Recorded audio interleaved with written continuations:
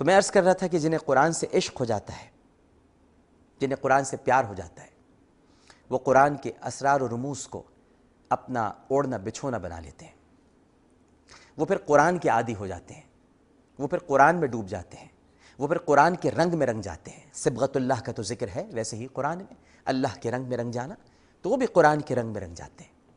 آج ہمارے درمیان گزشتہ سے پیوستہ وہی بچے موجود ہیں، ایک بچے کا صرف اضافہ ہوا، یعنی حافظ احسن رضا صاحب تشریف لے گئے ہیں، ایک اور بچے ہمارے ساتھ موجود ہیں۔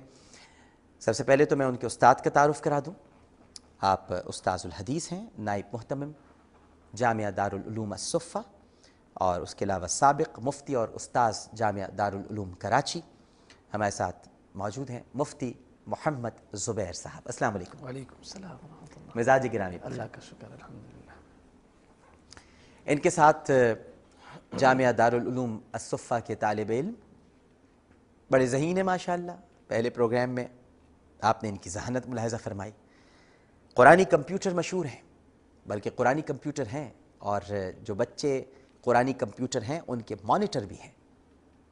اللہ تعالیٰ ان کو سلامت رکھے، اور میں تو ان سے بھی یہ کہوں گا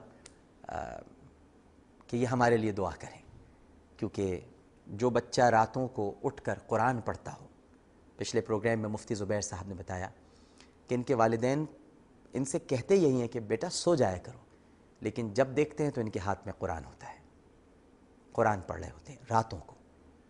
ذکر ہے نا کہ جو بستروں سے اپنے پہلوؤں کو الگ رکھتے ہیں، جو ٹھوڑیوں کے بل گر جاتے ہیں، جو اللہ کے کلام اور اس کی یاد میں مشغول رہتے ہیں، حافظ اسد اللہ انہی بچوں میں سے ہیں۔ السلام علیکم۔ وعلیکم السلام۔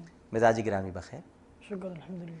ان کے ساتھ ہی ایک ننھے منھے طالب علم موجود ہیں، عمر ان کی زیادہ نہیں ہے، لیکن ان کا علم، ان کی سوچ، ان کی فکر، ان کی نظر اور ان کا انتخاب اور ان کا پیار یہ قرآن سے ہے۔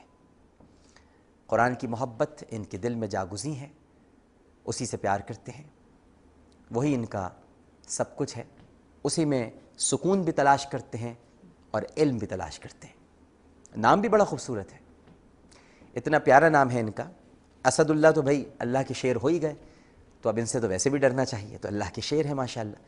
لیکن یہ جو طالب علم ہیں، ان کے نام کی خوبصورتی اس لحاظ سے بھی بہت زیادہ ہے کہ جو ابتدا میں عرض کر رہا تھا کہ عشق، خود سپردگی، سبمشن، سبمسونیس، یہ اس نام کے اندر موجود ہے۔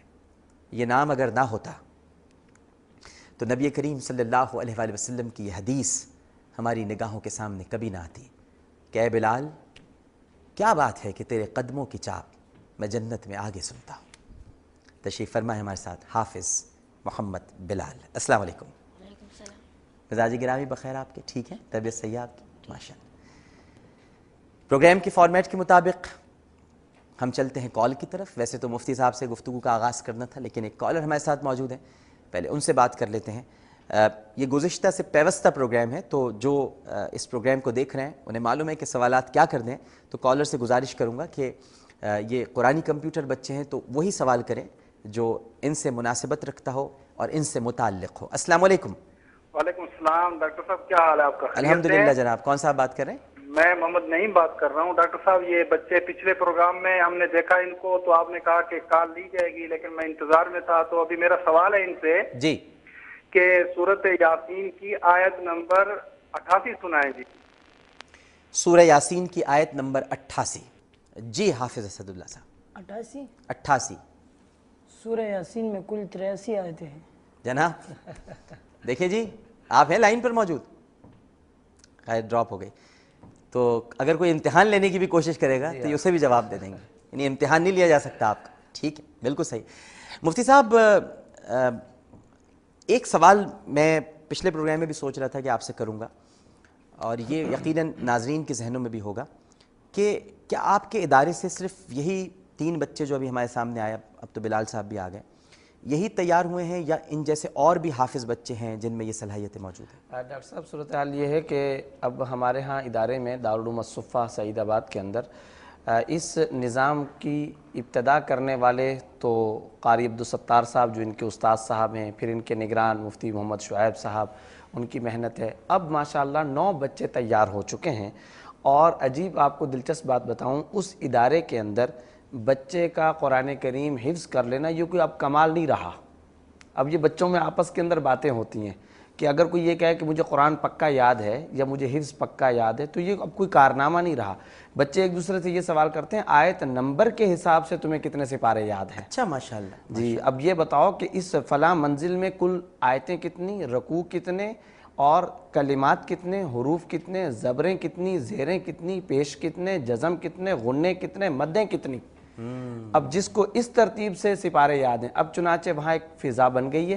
دارالعلوم الصفہ سعید آباد کے اندر ماحول ایک ایسا بن گیا ہے، ایک ایسا ماحول ڈیولپ ہو چکا ہے، اس کلاس سے 5 بچے آ رہے ہیں، اب اس سے 3 بچے آ رہے ہیں، اب اس سے 8 بچے پیدا ہو رہے ہیں، کسی کے 27 پارے ہو گئے، کسی کے 14 سپارے ہو گئے، کسی کے حافظ تو وہ پورے ہیں، لیکن اس ترتیب کے مطابق کہ آیت کے نمبر یاد ہوں، کلمات یاد ہوں، حروف یاد ہوں، زبریں یاد ہوں، انہیں پتہ ہو کہ جنت کا تذکرہ، جہنم کا تذکرہ، توحید کا تذکرہ، قیامت کا تذکرہ، دن کا تذکرہ، رات کا تذکرہ، آسمان کا تذکرہ، چاند کا تذکرہ، سورج کا تذکرہ، یہ قرآن میں کہاں کہاں ہے، کتنی جگہ پر اللہ نے کہاں کہاں قسمیں کھائی ہیں، قسمیں کہاں کہاں کھائی ہیں۔ ٹھیک ہے، اب ان سے کوئی سوال کیا جائے، مثلا اگر آپ اجازت دیں جی تو میں ایک سوال کر لوں۔ پلیز۔ حافظ اسد اللہ سے میں انہی چیزوں میں سے ایک پوچھتا ہوں کہ زمین کا تذکرہ، جس کو زمین کو قرآن کریم کی اصطلاح میں اور عربی میں الارض کہا جاتا ہے، تو الارض کتنی مرتبہ ہے، اور الارضا کتنی مرتبہ، الارضی کتنی مرتبہ، الارضو کتنی مرتبہ؟ جناب جی الارض زمین کا تذکرہ